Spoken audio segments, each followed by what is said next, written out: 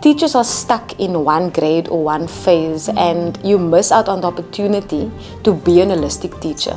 The class that you currently have is not where they should be. The grade 8 kid is not in grade 8 level. They're actually grade 6. So how do I help you catch up if I don't know what's happening in grade 6 and grade 7? There's nothing that can harm you if you are well prepared. Mark Lottering, if he goes on stage, he's not sucking anything out of his thumb. He's got that script down. So what makes you think you can rock up at the class and suck things out of your thumb and think that this is going to work, that these kids are going to be successful? What are you doing? What did you think was going to happen? I wish I had the perfect answer.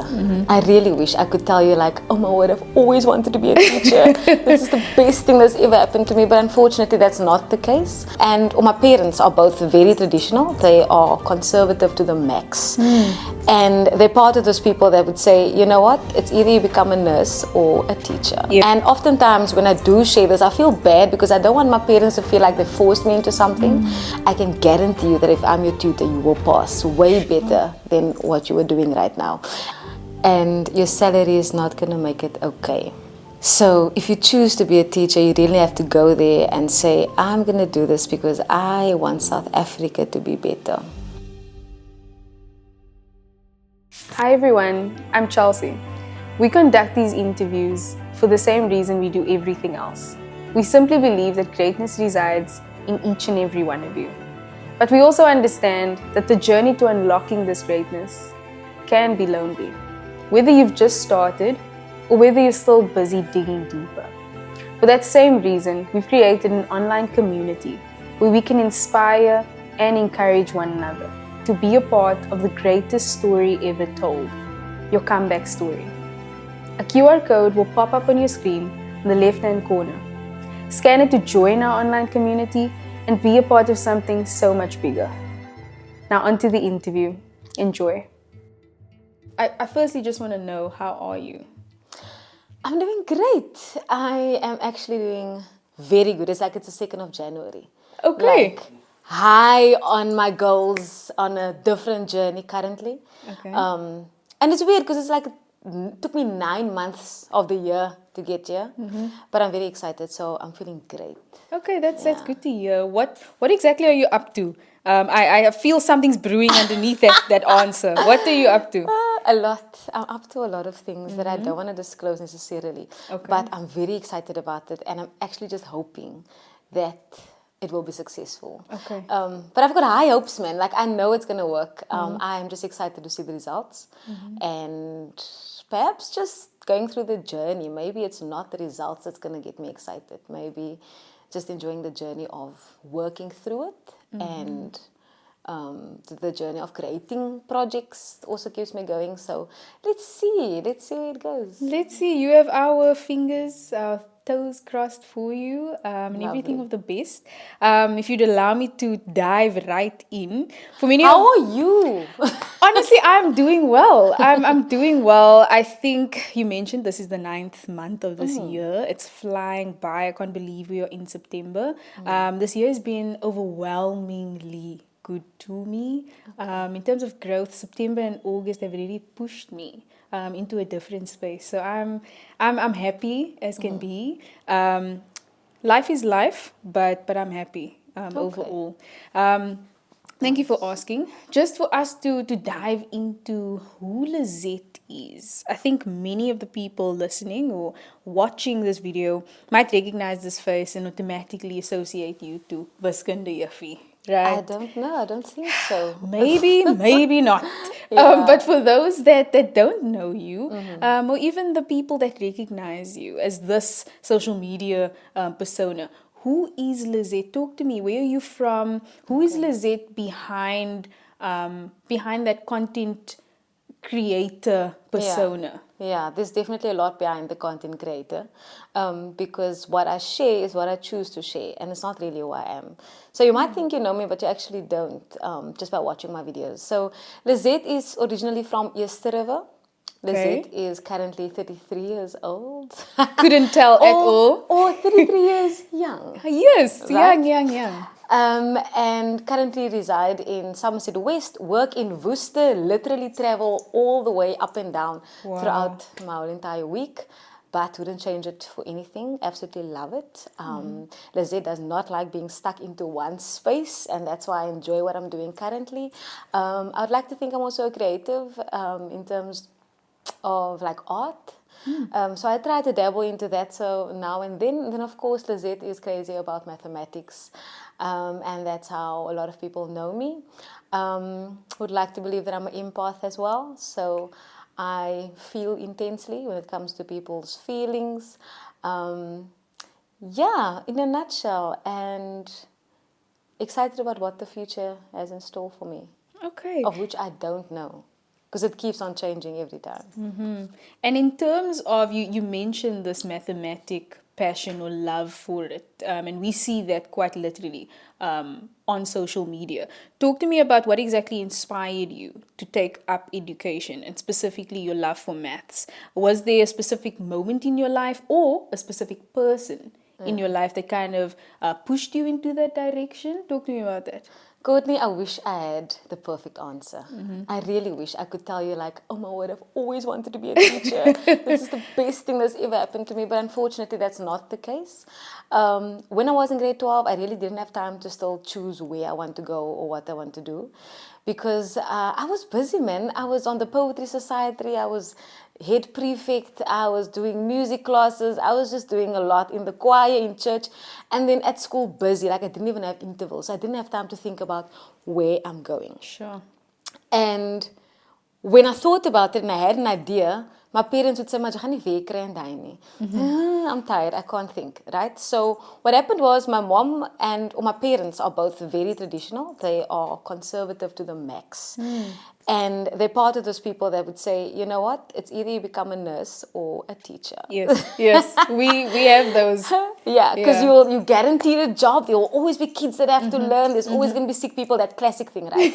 So I fell into that, and then I was like, okay, cool, yeah. Fully forums in. Let me just do it. Let me just go with it, man. And oftentimes when I do share this, I feel bad because I don't want my parents to feel like they forced me into something.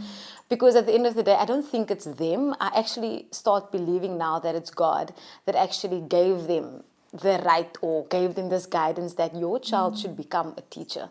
Because where I am now, I'm like, brah, you actually couldn't have done anything else. So I don't regret where I am right now, but initially, there was no vision. I actually wanted to quit in third year. Okay. And then I was like, nah, man, because in third year, you start going out to the schools, right? You observe first year, second year, third year, you start teaching. And it was horrible. Like the kids were just like, brah, nah, I'm not feeling it, right? So I was like, I'm going to do architecture because it's maths, it's art, it's me. Go on and find out about applications. They said I had to submit my portfolio in March of that year. And in my mind, I thought applications close September-ish. And so I was too late. And I was in my third year. I was like, but I just continue with it. Just stick with it. Just go on. And now I'm here. And again, I don't regret it. I'm actually quite happy where I am. Yeah. And what part of education is so rewarding that you would choose to stick with it? What love have you found in it? So I don't think there's anywhere else that I can express my maths in this way. Because let's face it, I think I'm blessed with the talent of being able to teach kids how to do mathematics. I'm able to really simplify things. I am almost sure, or no, I can guarantee you that if I'm your tutor, you will pass way better than what you were doing right now. And it's really just because it's in me. It's something that I don't mind doing overtime. It's something that I'll do for free. That's how much I love it. And there's nowhere else that I can live out that passion other than being a teacher. So I started tutoring since like my first year of university, and just worked on that craft really. And my favorite part then is seeing that spark in the child's eye after you've explained it. And the best part is, of course, seeing that the results improve. And even if the results don't improve, just the fact that maybe you feel better about mathematics.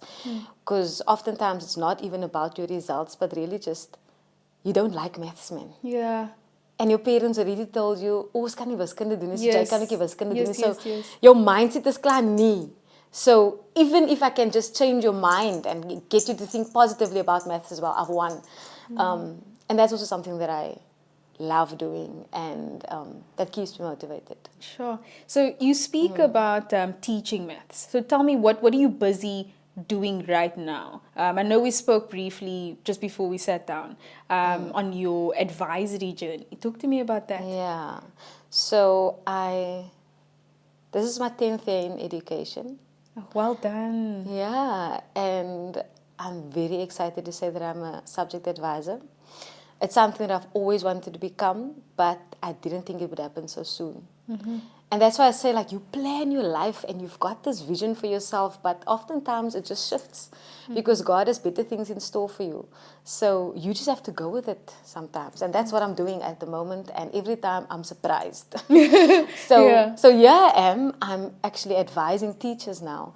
And I'm doing training with teachers a bit away from the classroom and not teaching as much, which I miss because that's my stage. There I perform. That's, my art. Yeah. So now I'm just trying to rub it off on other teachers and trying to get them to be excited about maths and trying to get them to ultimately then get their class and their kids to be excited. So I'm still working with kids, but I'm going this way. Yeah. Okay. Just another route, but that's still where your passion lies. Yes, and in that way, I'm actually reaching more kids because I'm working with the teachers. And so if I can get you to possibly teach the way that I would have done it, nobody would ever do it like me. You would do it the way you do it, and you could be better than me even, and that's fine. I love that for us because we're moving, because then the kids are getting the even better version of both of us. So okay, same purpose, just a different route. I absolutely love that. Yeah. Okay, so I want to just take a moment to reflect on your in the classroom journey, right? Your experience there, and just specifically ask you the age groups that you had dealt with. Why specifically that? If it was by choice, or you decided to teach that age group and stick with it for a specific reason. And then, is it something that maybe reflects on your personal upbringing? And do you feel that you've basically healed that inner child in you, the small little Lizette that sits inside of you, with that age group? So the age group is varying through these years. I started, when I graduated, I was qualified senior phase. So I had to go to high school. Okay. So I started out at high school on the Cape Flats, teaching grade 8, 9, 10, and 11. Wow. And then taking that grade 11 class over to grade 12 in the next year, in my second year of teaching, which is crazy. And an opportunity that you wouldn't often get being a novice teacher. But it came on my path and I took it, and that's where I worked with high school kids, like teenagers, right? And that's where I wanted to be because I loved the content, the mathematics that we're doing in those grades. Up until I saw a grade 8 kid, or quite a few of them, ask me simple questions, man. Like, juffrou, hoe bedoel juffrou ek moet nou plus? Sure. Ek sê, so jy moet dit optel. Yeah. Die kind kyk vir my, weet jy waar het gaan nie. And that day I had to help this child count or add these numbers with like drawing lines. We had to, and while I'm drawing these lines, helping this child count, I'm like, my bro, was kan nie die doen graad aggie. There's a lot of things that we have to get to. And it made me think, so what's happening in primary school? What is happening? And what can I do to change that? And so a few years passed, and then I went to primary school. And luckily for me, there are not a lot of math teachers in the country, so I'm able to dabble across like that, because they shouldn't have accepted me because our qualification is not actually for primary school. But when I got there, I learned so much because then I had to discover the basics of mathematics. And I mean, I would have thought it's easy, but teaching a child how to count or like shapes in primary school is actually challenging. It's like the science of reading as well. I don't know how people get kids to read. Sure. And it's such a difficult thing to do, but people disregard it and they don't realize how important that skill is. And so in the same for mathematics. So then I went to primary school and I discovered a few things there, learned a lot. Also then went out and did some work for a private company where I was tutoring grade R to grade 7. So I've literally been with across every grade age R group, to grade 12. And on campus I tutored applied mathematics for first and second year. So this is my spectrum. Sure. So there's not like a specific phase that I can tell you that I taught, and I love that about me because oftentimes teachers are stuck in one grade or one phase and you miss out on the opportunity to be an holistic teacher. Because let's face it, the class that you currently have is not where they should be. The grade 8 kid is not in grade 8 level. They're actually grade 6. So how do I help you catch up if I don't know what's happening in grade 6 and grade 7? So that's my power. Yes, own it. Yes, and that is what helps me actually now advise teachers, because now I can tell you exactly how, where the gaps are and how to cross those bridges when children are having challenges. And also, because I know where they're supposed to be in grade 10, 11, 12, I know what's important in grade 8 and 9. So that really adds to my advisory services as well. Yeah. So talk to me a bit about your inner Lizette. In the classroom. I want to get to know who she was. When we think about people who are really good at maths, you think, oh, she was probably a boffin, at school. She didn't really struggle with anything. So how do you exactly connect with the kids in that classroom, the ones who struggle or are a little behind, like you had said? Yeah. So when I was a teacher, I would always make things very simple. Like, and I'm able to do that, man. Like, I know what the prior knowledge is that you should have before doing this topic. So I would go back and make it interesting for you. So one of my skills that I do is I ask questions. For me, the lesson, it's not my lesson, it's your lesson. It's the class's lesson, right? So I want to continuously ask you questions to hear where you're at. So if you're not answering me, you're not with me. So let's say we're in a grade 8 class and I'm asking you questions, but nobody's answering. I go, okay, let's go a bit lower. Let's go grade 7. Okay, nobody's answering. Let's go grade 6. Yeah. On the same topic, but for as long as I can get you to interact with me, I know where you're at and I can see that you're interacting. Because if I make the class your class, you should be interacting with me, then automatically you are learning and not me. Because I think the one that's talking the most is the one that's learning. Yeah. So I want you to talk with me the whole time. So questioning for me is very important. The level of questioning, making it as easy as possible so they're able to grasp where they should be and then build them up from there to where they should be in that particular grade. And then I also like to make it fun by playing games. I play bingo, for example, where currently I'm playing this with teachers even, where we do algebra. But you need to do substitution to find the values. I hope I'm not boring you with my math. Not at all. Not at all. You need to substitute in this equation and then you get an answer, right? Now your answer you're going to scratch out on your bingo card. Okay. And as we are playing, you're going to scratch out your answers. And eventually, if you've got a row of 5 diagonally, vertically, right? You're going to shout bingo.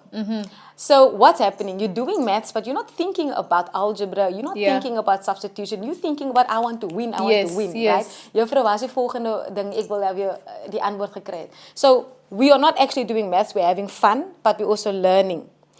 And the game was designed in such a way that everyone shouts bingo at the same time. So nobody's getting a prize. Everyone's getting an applause. Yes. But now we're all winners as well. So that environment is positive. It's fun. We're learning, but we're having fun. And so I incorporated those in my classroom, and I still try to get teachers to do that. That amongst many other things. So I also think it's important to speak the lingo of the children.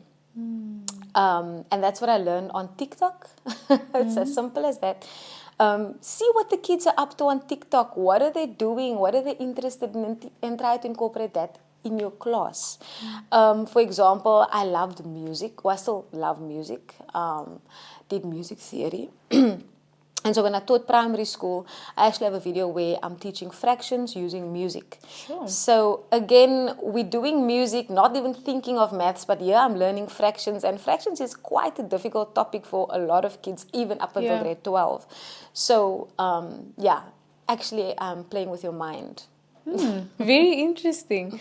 So obviously as a teacher or as an advisor, just in the spectrum of the education sector, you are more than just a teacher. You are more than just an advisor. And we've heard that from the entire education community. So just also reflecting back on your classroom experience and even now, how did you find playing more than just that role? Whether it's in your office or whether it's in the classroom with your kids. Just talk to me about that. Playing more than just being the teacher in the Yes. class. Okay, so when I was a teacher, when I started out, I had an advisor and she was brilliant.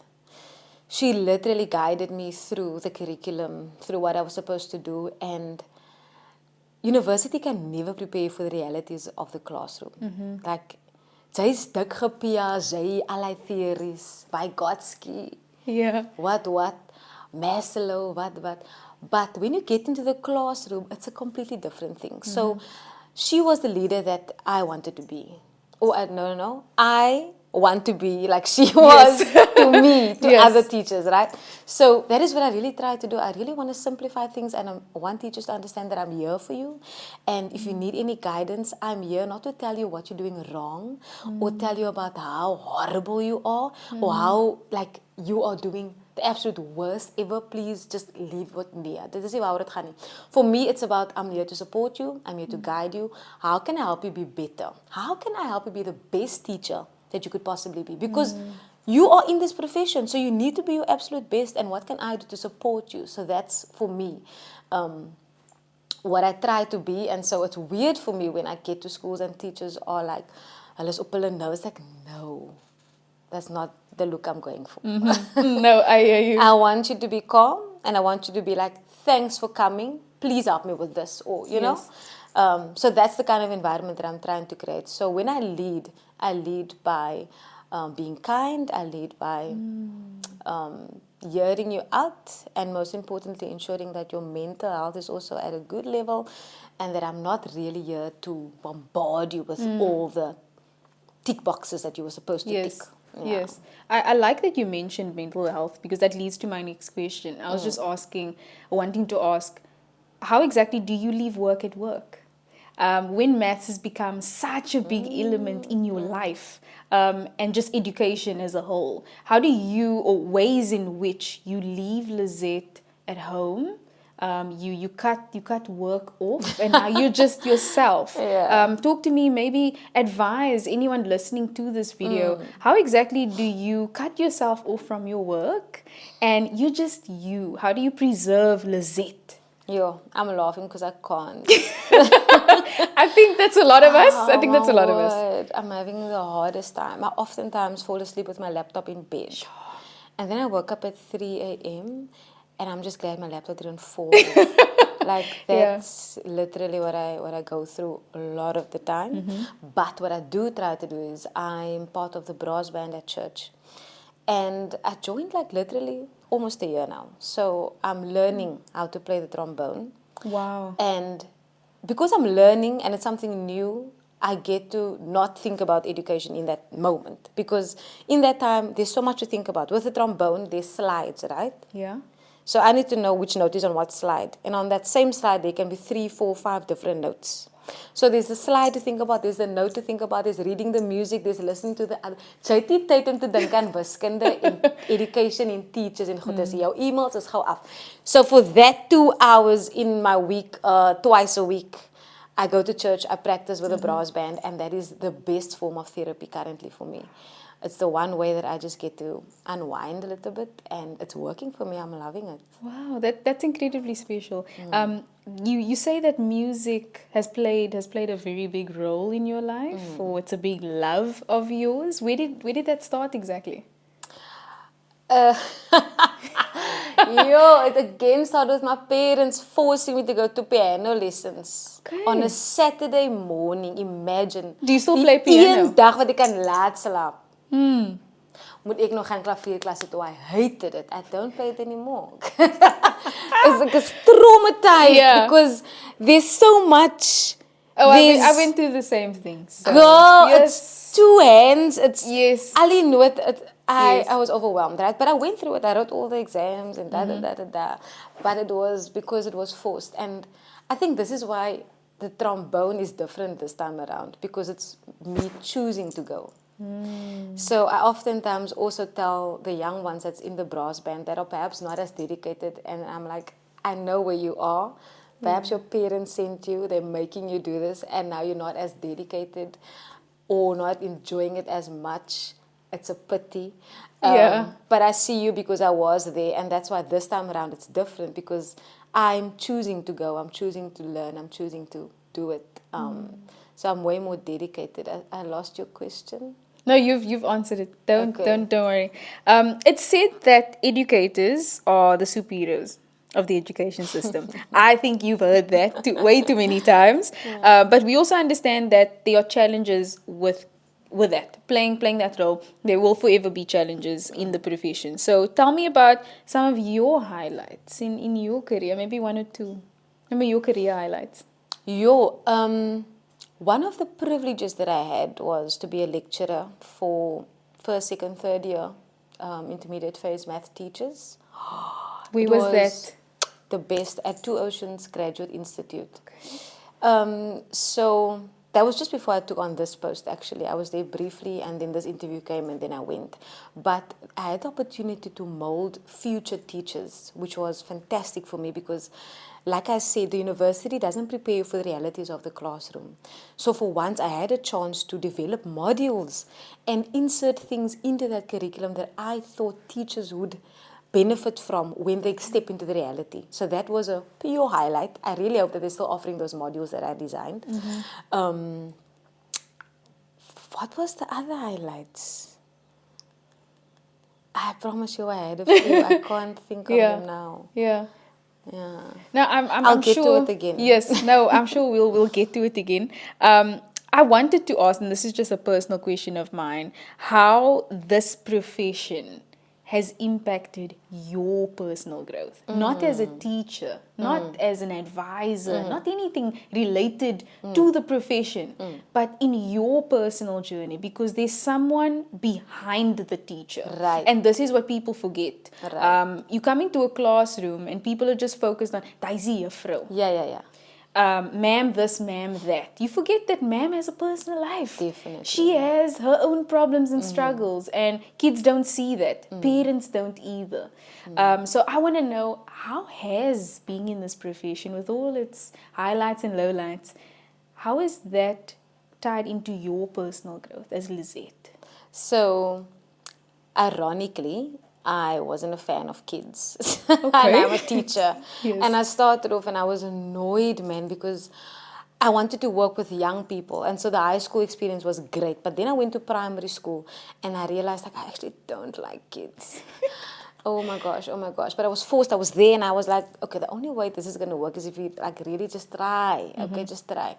And so how it has changed me was really just developing a love for children. Sure. Oh my word, suddenly I Fell in love. I'm in love with kids. I'm broody very often.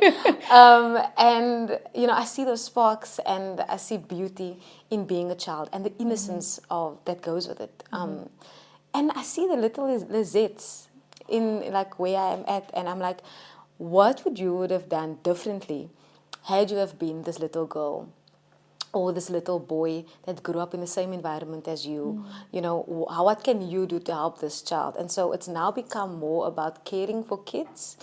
I've also learned to be more compassionate and less impatient because you realize that results don't happen overnight. And that is not just in education, but like with your life. Yeah. You need to be patient with yourself. And so I've learned to really take time with the things that I'm trying to achieve by being more patient with the inner child. Because I think as a little girl, people expected me to just do and just be best and just, you know, achieve. But now I'm looking back and I'm thinking, actually, you know what? I would have loved for everyone to just be more patient with me. So that's what I'm trying out now. That has changed me a lot. And then throughout my career, I've also dabbled a little bit with media. So my voice has developed a lot. Okay. Because I'm in radio, and so that has helped me a lot. Because if I think back, even in education, in the classroom, you start off and you're not really sure about what you are doing. And so you talk with a squeaky voice and you're not convincing when you don't believe in what you are saying. So what you are saying is just as powerful as how you say it. And I had to learn how to do that by working on my voice. And now, with being on the radio, my voice has grown so much. I can now even advise teachers how to use your voice positively in the classroom. Because, I mean, your lesson can be really boring if you just have a really boring voice. Yeah. But you can color in the lesson by using your voice. You can be entertaining by using your voice. I mean, this is the one tool that you have as a teacher. So I've learned to develop that skill, and that has also grown across the years. And now I get to show other people how to use their voice. I wanted to also say, like, in the beginning, I would practice how to scale children. Is it? So teachers practice. I would practice like môre gaan ek die kind so uitskel. Okay, Dat in die is wat ek speel. nou in die speel wat dit. But once you're there, it's a different situation because this is now reality and everyone else is watching, so dit gebeur nooit so nie. Okay. But at least you try to practice, you Yes. see. But there is power in practicing your voice. And it develops in time the more you believe in what you're saying and you work on your craft, you work on your voice, the better it's going to become. Yeah, no, it's one of the most powerful instruments that we, I think, overlook as people.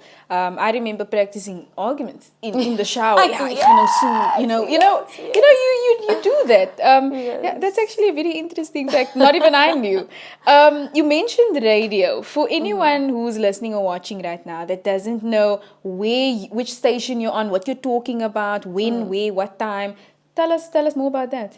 There's not a time. I'm a stand-in on Alderburg FM, which means whenever they need me, I'm there. And that's basically because I can't commit to a time. Busy. I just want to be there when you need me. So, man. Moenie vir my sê, ja, ek start terug wanneer ek daar is, because I won't be able to commit to that. So I stand in whenever they need me, and they do need me quite often. It also requires of me to know all the shows, which means you need to know different genres of music. You need to know the lingo and the vibe of the different show, which means I'm actually exposing myself to more. So. Yeah. That's Alderburg another aspect of Lizette that maybe is also another creative outlet for you. There we go. Okay. Yes, So yes. coming back to education, looking just at the current state of our education in this country, it's easy to give up as teachers. It really is. We see that every day. And people are also putting that on social media. But you seem to still adore your work, absolutely love your work. And I guess a lot of us wonder why. The question why. What is the formula to loving your job? And this is just from your experience, your perspective. Why after all of these years? How many years has it been now? Over 10? This is my 10th year. 10th, wow. After Yeah. these 10 years, what keeps Lizette there? What keeps you passionate about teaching? And I know you've evolved in the profession, but what keeps you there? What is that formula for you? For the new teachers, I would say, stay out of the staff. There's too much negativity happening there. I've heard it so many times. Whenever, and I've been to quite a few schools. Whenever I'm there, like as a teacher, I mean, when I was teaching at different schools, is so negatief. Almal kla die hele tyd. Almal is net blah, blah, blah, blah, blah. Let's talk solutions. Let's talk what can we do to make it better. And how am I going to do that? By surrounding myself by people who actually speak life, that speak positivity. And it's hard to find, but let's see. On your TikTok algorithm, for example, if you are going to be watching videos of teachers that are complaining, what's going to happen to your algorithm? That's going to keep on popping up. And so that's in your mind the whole time. Negativity, die mense kla die hele tyd. At the end of the day, you become just like them. You're just complaining. What about thinking about solutions? Yeah. Right? And the one way that will happen is by surrounding yourself with positive people. It doesn't have to be teachers. It could be people in any industry. And guess what? It doesn't have to be your friends, because your friends might actually also be the problem. Yep.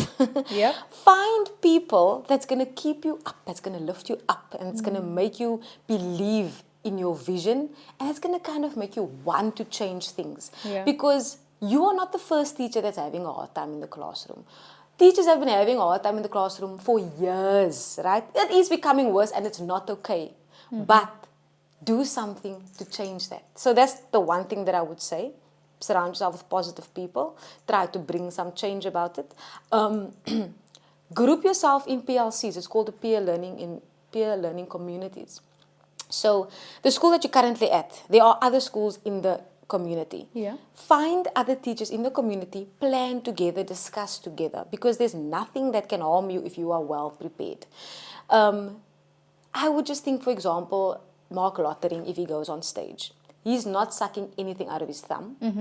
He's got that script down. So what makes you think you can rock up at the class and suck things out of your thumb and think that this is going to work, that these kids are going to be successful? What are you doing? What did you think was going to happen? So come liquor prepared. Now here's the problem. We've got a lot of subjects that we have to prepare for. There's different languages, right? And this is where this can help. By grouping yourself in peer learning communities. Find teachers in your community that you can come together with, and now what will happen is you are going to discover other methods of teaching the same topic. You're going to learn different ways of which things are being done at different schools. You're going to also find them sharing lesson plans with you, so you don't have to do all the planning because we're working together, right? And we're learning from each other. It's a community. Do that. The more you do that, the better your life and the easier your life is going to become. And then the one thing that I also did was I put myself out there. And that was the one way I found like-minded people. Social media is so powerful, and it could be horrible if you use it wrong. But I happened to find excellent teachers, and not only mathematics teachers, but like brilliant teachers that are really doing the most out there. Connect with them, send them a message, let's chat, let's hang out, and guess what? They are just as eager as you to want to bring about change. So that's an easy way to find those people, and they will motivate you and keep you on your toes and keep you accountable for being the best version of yourself. That's just a few snippets. I'm working on a book. Okay. Okay. So you nice can get that book, and then I'm going to give you some more snippets. Okay, we're putting it not in the bio yet, but you'll let us know. I'll let you know. Okay, watch the space, guys. I like that you mentioned social media right now. That's a very strong community, right? But looking at the content that creators are putting out there, and I'm specifically speaking about educators putting social media content out there, specifically on TikTok. We can see that they are either losing their passion for teaching or their drive. There are so many external factors that are obviously contributing to that. But what do you need to absolutely love your job? And I'm not talking salary-wise. I'm not talking about the bare minimum or getting through the month. What are those things of this job that when you look back, you're thinking, I really had to dig really deep to still love my job? Some of those challenges. It's a very challenging job. And your salary is not going to make it okay. So if you choose to be a teacher, you really have to go there and say, I'm going to do this because I want South Africa to be better. I want to help my country. When you step into a classroom, or when you step into a school, actually, all schools, they say, enter to learn, leave to serve. Serve is an act. If you're not there to serve, you're going to do everyone else an injustice. If you're not going there to serve the community that you are teaching in, the kids, the parents, then you are doing an absolute injustice to this whole education system. So think about service. Think about the privilege of being in the position to service that community. If that is not what you want to do, then you are definitely in the wrong position. Because with service, you're going to deliver on what is expected of you. You are going to bring about change because you are servicing people. You are thinking beyond yourself and thinking about the community and the kids and wanting a better world, a better South Africa for those children. Because, I mean, if you think about where we are right now, wouldn't you want the best for those kids? Wouldn't you want them to be the next engineers, lawyers? You know, like, I go to schools and I look at their subject choices. They've got these kids choosing the oddest combination. And I'm like, okay, so we're doing this because we want kids to pass, we want our pass rate to go up, Yeah. right? Because these are easy subjects, and so they will pass it, and our pass rate is going to look great. Yes. But have you thought about what's going to happen with that child with those subjects? How many, I mean, with no disrespect, how many tourism learners are we going to get to actually work in tourism? Just an example, man. Like, Yeah. how many of them are actually going to go study in tourism? My tourism colleague is gonna hate me, man. But that is just an example, man. Like the combination that you're giving these kids. Are you thinking about their future? Are you thinking about what's gonna happen with them? Did you even envision what you want for these kids for their lives? Right now they graduated, they matriculated, they are grade 12, they've got all these subjects, and now what am I going to do next? What's gonna happen with me? Okay, I'm gonna be unemployed because I can't do anything with these subjects, you know? Yeah. So think further than yourself and think about what do you want the best for South Africa and for our kids and for our community. You know, in communities where you won't expect it, people make these kids do mathematics. And they work hard for these kids to pass mathematics because they believe in education. And they believe that with education, we're going to change South Africa, right? So they from grade 8 and 9 already, and the parents are with him. The parents are, these kids are going to do mathematics. And of course, I'm going to advocate for mathematics, but that's just an example now. But then you've got other schools where people are like, no, you're going to fail, do math literacy. With no disrespect, but now, okay, but did you think about where this child is going? And sometimes that does hamper where you want to go in your life. So for me, service delivery and thinking about where you want the South Africa to go is going to be important for you as a teacher. Okay. I know you as Viskunde Yafi. I know that. And we've gotten to know you through whether it's Instagram or TikTok or whatever. We've gotten to know Viskunde Yafi. And that was actually through the pandemic, am I right? So I know you've stated or started your YouTube channel, and that was also a dream, a goal to kind of help parents also help their kids, because I think that's also another issue. Was this what prompted your start to content creation, specifically helping parents being able to help their kids? What was that about?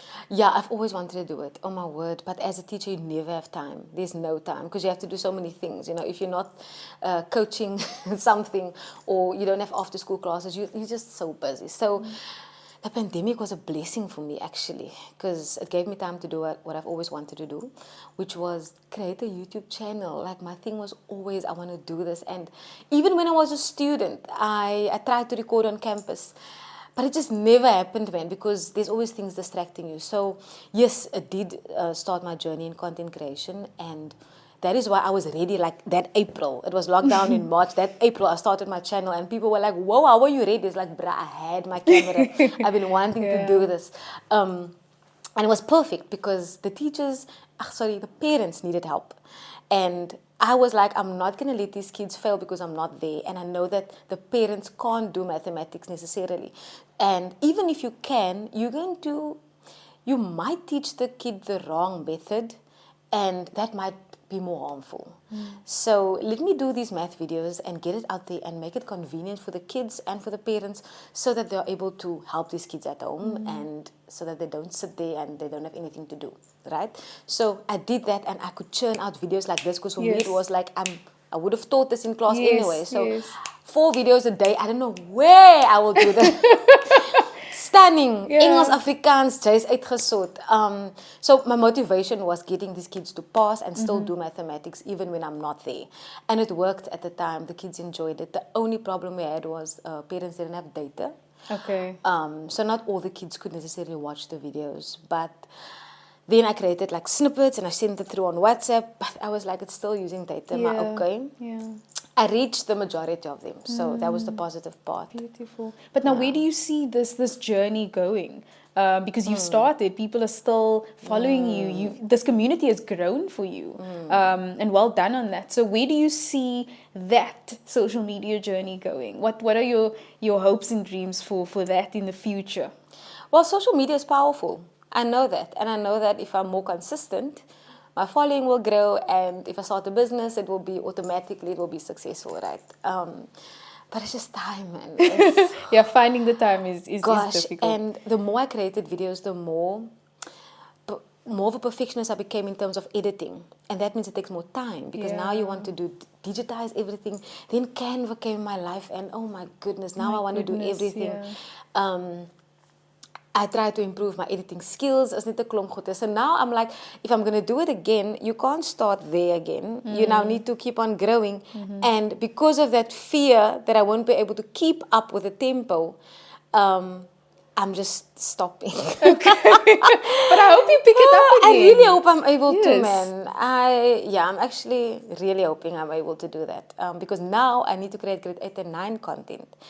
And since I already have the intermediate phase content, it will be fantastic for them to, let's say you're not on that level, just go back to those videos that I've created already. Yes. And I've made some mistakes in those videos. I've grown a lot over the last few years because now I've met other people that are also mathematicians, and they were able to identify some errors, and I'm like, why? Luckily, I'm open to learn. Yeah.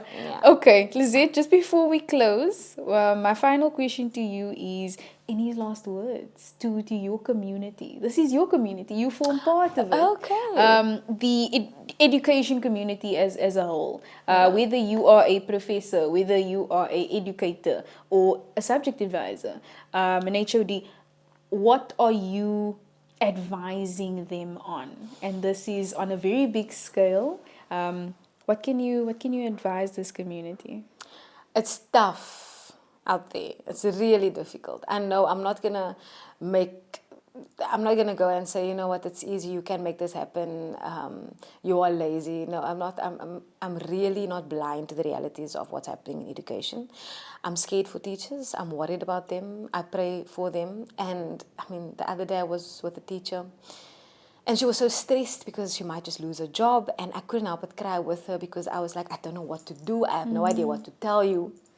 But what I can hope is that you stay. And that the grass is not always green on the other side. Stop going overseas, okay? Like, so many people go overseas, they come back, and they haven't saved the money that they thought they're going to. Because guess what? Life is more expensive there. So bly in your land asseblief. En help wat jy kan hier. That is one thing that I really hope teachers would stay and try to make it better here. But I can't force you either. I know that it's very challenging. All I can say is follow the steps. Surround yourself with positive people. Ensure that you bring your part, plan well, and just always do your best. Your best is always good enough. If you are not stepping out there feeling like I really delivered everything that I possibly could, then I'm grateful. I'm happy for you. And I'll keep on praying for you, keep on thinking about you guys. And I'm still here. I'm still in the space of education, so I'm going through it with you as well. Free to send me a WhatsApp or email. That's about it. Oh, Lizette, thank you so much for your time. It's Thank been you. absolutely wonderful talking to you. I think the community will be really grateful to hear a voice from their own community talking on this platform about a profession that's the most important right now. So thank you for your time. Thank you for being open and honest with us, and hopefully it's not the last. Thank you. It won't be the last. I think we're gonna start something. Of course. Thank you. Hey everyone, we've come to the end of this episode. I would just like to say thank you. Thank you so much for spending the time with us. If you liked this interview, please like this video and subscribe to our channel. If you have a spare moment, scan the QR code and join our growing community. Until then, see you in the next episode.